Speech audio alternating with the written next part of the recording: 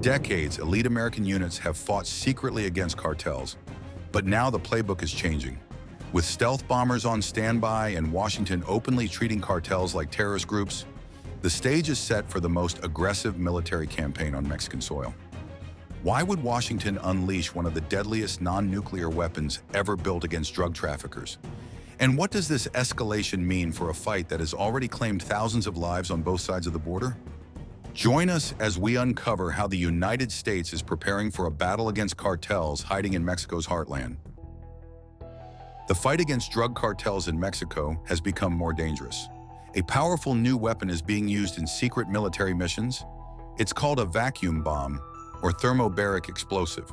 This weapon is different from normal bombs. It works in two steps. First, it spreads a cloud of explosive gas into the area, even into small spaces. Then it sets off a second blast that causes a huge pressure wave. This wave is strong enough to destroy underground hideouts and break through thick concrete walls. Compared to regular bombs, it's much more powerful, like the difference between a small firecracker and a pressure cooker explosion. For years, elite U.S. military units have operated along the southern border, carrying out missions that rarely make headlines. These forces work in coordination with some Mexican military teams to locate cartel leaders through covert tracking and intelligence gathering. Their operations often involve rapid raids and eliminations, leaving no visible trace behind. Most of these missions remain classified, with details hidden even from some Mexican officials until after the fact. However, the cartels have not remained passive targets in this deadly fight. They have placed enormous bounties, sometimes millions of dollars, on the heads of suspected American agents operating in their territory. Several United States operatives have lost their lives during these dangerous missions, though their sacrifices rarely make headlines. 2 weeks after the new government started, things took a major turn. 8 big Mexican cartels were officially called foreign terrorist groups, the same label used for groups like Al-Qaeda and ISIS. The military now reports that the United States is preparing for the largest military strike since the early days of the War on Terror. 6 current and former officials from the military, law enforcement, and intelligence communities have revealed that drone strikes targeting cartel leaders, vehicles, drug laboratories, and storage facilities are being seriously planned. High-level discussions between the White House, the Department of Defense, and senior intelligence leaders continue daily, with the Mexican government reportedly aware that this massive escalation is coming. This aggressive military approach is not entirely new or unprecedented. Back in 2020, former Defense Secretary Mark Esper shocked many people when he revealed that then-President Trump had actually asked about launching missile strikes directly on drug laboratories inside Mexico. Although Trump and his administration team quickly denied these explosive claims, many military insiders and policy experts believe that such radical ideas have continued to circulate and influence current government policy discussions. The cartels have not stood by helplessly as this technological warfare escalates around them. They have desperately tried to fight back against aerial surveillance by shooting down American drones with heavy weapons and creating elaborate underground tunnel systems to hide their operations from prying eyes above. However, military experts warn that drones may soon become the least of their worries.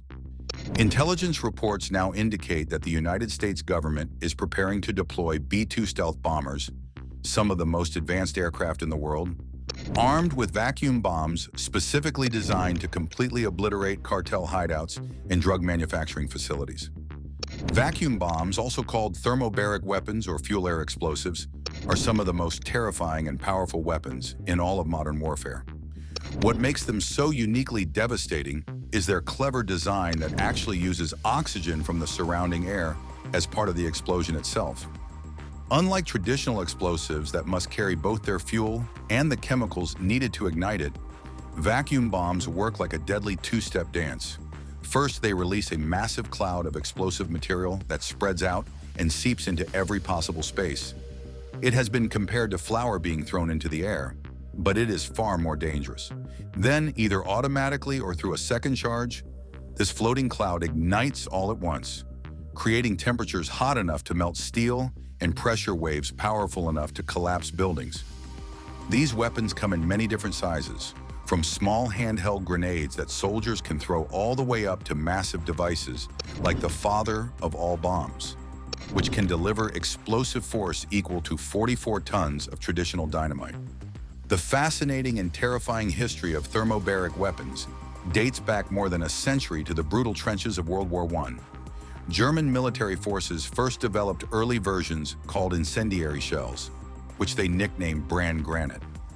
These primitive weapons contained a slow-burning mixture made from materials like tar-soaked cloth and gunpowder dust that would create intense flames lasting approximately 2 minutes, spreading burning fragments in every direction like deadly fireworks. The technology advanced significantly during World War II as German researchers continued developing vacuum bomb technology under the guidance of Austrian physicist Mario Zipper. However, it was during the Vietnam War that American forces achieved a breakthrough in thermobaric weaponry. The first operational thermobaric bomb, called the Cluster Bomb Unit 55, emerged in 1971 as an experimental prototype deployed by United States forces for limited battlefield testing. The Air Force Weapons Center at Eglin Air Force Base carefully oversaw these dangerous experiments, transporting early weapon models to Southeast Asia for real-world evaluation. The initial trials focused on slower attack aircraft such as the A-37 Dragonfly and the A-1 Sky Raider. In late 1971, A-37 pilots from the 604th Special Operations Squadron at Bien Hoa Air Base conducted a series of crucial test missions, followed by additional testing at Nakhon Phanom Royal Thai Air Base in December, involving the 1st Special Operations Squadron using a one aircraft. The most notable test flights included 4 two-ship A-1 sorties conducted on November 6th and December 2nd, 5th, and 8th, with each aircraft carrying 4 Cluster Bomb Unit 55 canisters. Captain Randy Jane served as the test project officer and flight leader at Nakhon Phanom, working closely with the Eglin team to carefully document and analyze the results of these groundbreaking weapons tests. Despite these extensive efforts and promising initial results, the overall military assessment remained cautious and measured. Following the end of the Vietnam War, military weapons developers immediately began working on the next generation of thermobaric weapons, including improved Cluster Bomb Unit 55 variants and the more advanced Cluster Bomb Unit 72 fuel-air explosives, which were formally incorporated into the United States military arsenal for future conflicts. These upgraded weapons later saw significant deployment during Operation Desert Storm in Iraq, proving their effectiveness on a much larger scale. On the international diplomatic stage, 1980 witnessed an important joint initiative by Mexico, Switzerland, and Sweden at the United Nations, proposing a complete ban on thermobaric weapons due to their devastating and indiscriminate effects. Despite their collective diplomatic effort and compelling humanitarian arguments, the motion faced significant opposition from major military powers and was ultimately rejected by the international community. This disappointing outcome highlighted the enormous difficulties in forging a global consensus on the regulation and prohibition of these incredibly powerful weapons, especially when many nations viewed them as strategically important. On March 2, 2002, a covert military operation took place in the rugged mountains near Afghanistan, marking what would become a significant and closely studied moment in modern warfare history. A single F-15E Strike Eagle fighter aircraft, operated by highly trained pilots from the 335th Fighter Squadron Chiefs of the 4th Fighter Wing, carried out this mission of critical strategic importance. Suspended beneath the powerful aircraft was the very first operational BLU-118B thermobaric bomb, ready for its inaugural combat test. Using sophisticated targeting laser technology, the F-15E's advanced onboard computer system precisely calculated the bomb's complex trajectory, carefully factoring in crucial variables like altitude, aircraft speed, and distance to target. The weapon was released toward the entrance of a suspected tunnel complex located near a structure that intelligence reports described as resembling a typical house. As the massive bomb descended through the air, its specially designed fins and aerodynamic control surfaces automatically adjusted to maintain an accurate flight path, guided continuously by the laser targeting beam from the aircraft above. However, this historically significant strike did not proceed according to the carefully planned mission parameters. While many classified operational details remain undisclosed to protect sensitive military information and tactics, Pentagon officials later confirmed through official channels that the bomb detonated prematurely, exploding high above ground rather than penetrating to the intended underground target as designed. This unexpected outcome provided valuable lessons for future deployments and weapon modifications. From a legal standpoint, international law does not explicitly prohibit the use of thermobaric weapons, fuel-air explosives, or vacuum bombs in legitimate military operations conducted against enemy combatant forces. However, the United Nations Convention on Certain Conventional Weapons, particularly its detailed protocol specifically addressing incendiary weapons, does place strict restrictions on their use against civilian populations and civilian infrastructure facilities. Despite repeated diplomatic efforts by various humanitarian organizations and concerned nations, as of November 20th through 22nd, no comprehensive international agreements have been successfully established to regulate, limit, or control thermobaric weapon deployment in military conflicts. Before the United States unleashes the full devastating force of its advanced vacuum bombs against Mexican cartels, military and law enforcement agencies have already initiated highly aggressive operations that are severely disrupting cartel networks and supply chains across multiple countries. In January 2012, 14 allied nations, including the United States, the United Kingdom, France, Spain, Guatemala, and Honduras, partnered closely with Colombia to launch Operation Martillo, which translates to hammer in Spanish, a name chosen to show the operation's crushing impact on criminal organizations. The mission's primary objective was crystal clear and strategically focused: to completely stop cartel drug shipments traveling by sea routes, deploying powerful warships, sophisticated surveillance aircraft, and highly specialized interdiction teams across vast ocean areas. This massive multinational operation successfully established a carefully coordinated naval blockade across key maritime trafficking routes stretching between South America and the United States, essentially creating a net designed to catch drug smugglers. Within its remarkable first year alone, Operation Martillo achieved truly significant and measurable success that exceeded many initial expectations. Law enforcement authorities successfully apprehended 339 suspected smugglers, seized 101 drug-laden vessels of various sizes, and removed an astounding 119 tons of pure cocaine worth over $2.3 billion when calculated at typical United States street prices. Operation Orion is another absolutely massive multinational mission that brought together an unprecedented coalition of 62 countries, ranging from small Caribbean island nations to major military superpowers like the United States and the United Kingdom. Working together in perfect coordination, this enormous international alliance set stunning new records by successfully seizing over 225 tons of pure cocaine, more than 1,000 tons of marijuana, and various other illegal drugs with a combined street value exceeding $8.3 billion. Drugs that would never reach American streets or harm communities. The United States Navy deployed specialized satellite radar systems capable of detecting even the faintest boat wakes and disturbances on the ocean surface from space, essentially turning the entire ocean into a monitored highway. Dutch naval forces contributed advanced underwater drones specifically designed to inspect ship hulls for cleverly hidden compartments that traditional searches might miss.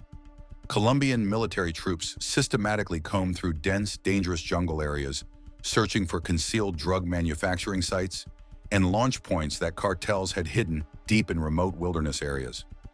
Even completely landlocked nations, thousands of miles from any ocean, participated meaningfully in this global effort by using their financial expertise to trace cartel money flows through international banking systems and intercept encrypted communications that reveal criminal plans. Over the past 4 months alone, another vessel of the United States called the Mighty Cutter James has seized more than 48,000 pounds of illegal narcotics, enough pure drugs to supply a medium-sized American city for an entire year, with devastating consequences. These confiscated drugs carried an estimated street value of $519 million, marking one of the most significant and crippling financial blows to cartel operations in recent recorded history. January proved to be a particularly intense and action-packed month for the crew. On January 5th, the cutter James deployed an advanced surveillance drone capable of flying continuously for 18 hours without refueling, equipped with incredibly powerful cameras strong enough to read individual ship names and identifying numbers from considerable distances across the ocean. This high-tech drone methodically tracked a highly suspicious vessel operating near Ecuadorian territorial waters until specialized boarding teams could intercept it, successfully capturing 3 suspected smugglers and confiscating over 2,200 pounds of pure cocaine destined for American streets.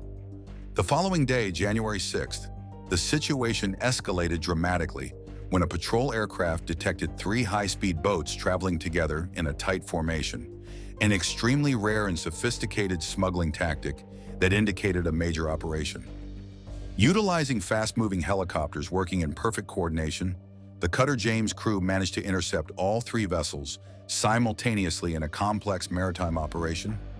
9 suspected criminals were successfully detained, and nearly 14,000 pounds of cocaine were seized before it could reach its intended destination. Supporting these incredible efforts across multiple operational areas, powerful United States Navy warships such as the USS Minneapolis, St. Paul, and USS St. Louis have conducted similar large-scale operations throughout the dangerous Caribbean Sea region, successfully capturing enormous quantities of cocaine and inflicting substantial and lasting damage on major criminal organizations, particularly targeting the notorious Sinaloa Cartel and the violent Jalisco New Generation Cartel. Throughout all of these dangerous and complex missions, the invaluable intelligence information gathered by highly trained crews has proven absolutely crucial to the overall success of the campaign. Detailed smuggling routes have been carefully mapped and documented. Individual cartel operatives have been positively identified through surveillance and interrogation, and innovative new trafficking methods have been uncovered and studied by intelligence analysts. This comprehensive information now serves as the foundation for strategic planning efforts designed to disrupt future drug shipments even more effectively, essentially allowing law enforcement to stay several steps ahead of criminal organizations. The United States government shows absolutely no signs of reducing its intensive efforts or backing down from this crucial fight. In a clear demonstration of escalating commitment, the Pentagon recently deployed the U.S. Gravely, a powerful Navy destroyer armed with dozens of deadly Tomahawk cruise missiles, to strategic positions along the Gulf Coast near the Texas-Mexico border region. This significant military deployment aims to substantially bolster support for both the United States Border Patrol operations and Coast Guard activities across domestic and international waters. When the legendary B-2 stealth bombers are finally deployed against cartel targets, it will mark an absolutely decisive and historic turning point in the entire campaign against these criminal organizations. The B-2 Spirit bomber represents one of the most technologically advanced stealth aircraft ever successfully built by human engineers. This incredible machine is capable of penetrating heavily defended hostile airspace completely undetected, delivering absolutely devastating explosive payloads with pinpoint accuracy, and then vanishing into the sky before enemy forces can even begin to respond or retaliate. Each of its 4 massive engines generates an impressive 17,300 pounds of raw thrust, enabling the bomber to cruise effortlessly at speeds exceeding 600 miles per hour at altitudes far beyond the effective range of most missile defense systems, certainly far beyond anything that cash-strapped cartels could ever hope to deploy against it. With these technological marvels in active operation, the message being sent to criminal organizations is completely unequivocal and crystal clear. The cartels can no longer find safe sanctuary in dense jungle hideouts or remote underground laboratory complexes. Both the skies overhead and the waters below have become completely hostile territory where law enforcement and military forces maintain total dominance. Even if the cartels somehow manage to acquire sophisticated radar systems and long-range missile defense technology, their desperate efforts would prove completely futile against American military superiority. Traditional radar systems like the outdated Soviet-era P-18 Spoon Rest or the Iranian Gadir, which operate in the L-band frequency range of 1 to 2 gigahertz, excel at tracking large conventional aircraft and ships, but prove completely ineffective against advanced stealth platforms like the revolutionary B-2 bomber. Attempting to detect a B-2 Spirit with these primitive radar systems is essentially like trying to catch a tiny needle using a large fishing net. The target simply passes through completely unnoticed and undetected. No matter how much electrical power the radar system uses or how skilled and experienced the human operator might be, the B-2 bomber remains completely invisible to enemy detection systems. This incredible stealth capability makes the B-2 absolutely ideal for striking heavily defended cartel targets, whether they are hidden in desert compounds, jungle laboratories, or coastal smuggling facilities. The bomber can deliver precise, sudden attacks with devastating effectiveness and then disappear without leaving any trace, leaving enemy forces completely disoriented, confused, and utterly defenseless. After the initial bombing run successfully neutralizes all primary targets and destroys enemy capabilities, the B-2 bomber will withdraw strategically as follow-up strike teams move in to secure the area and capture any surviving personnel. This combination of stealth bomber technology and vacuum bomb destructive power shows the most powerful non-nuclear military option currently available to the current presidential administration. It sends a clear and completely unmistakable signal to criminal organizations worldwide. The United States government is fully prepared to apply overwhelming military force to completely dismantle cartel networks and will absolutely not hesitate to do so when necessary. Thanks for watching. While you are still here, click on the link on your screen to check out another of our videos. See you there.